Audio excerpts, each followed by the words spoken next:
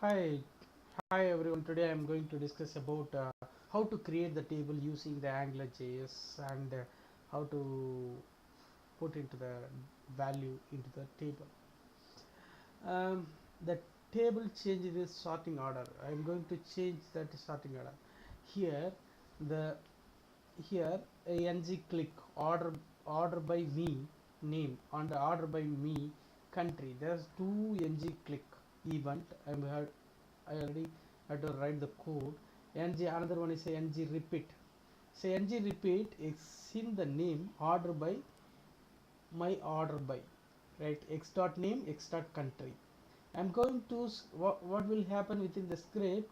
So angular dot model my app uh, and name control function scope. So name Jane, call Margaret, Hedge, Show, Christy, or in order element. I'm going to run the code. What will happen here?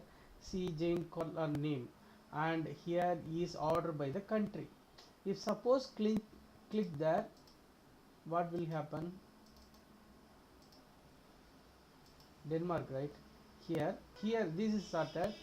Here this is sorted. We have to sorted the country wise and name wise. This is easy way to sort is compared with the JavaScript AngularJS. Thanks for watching.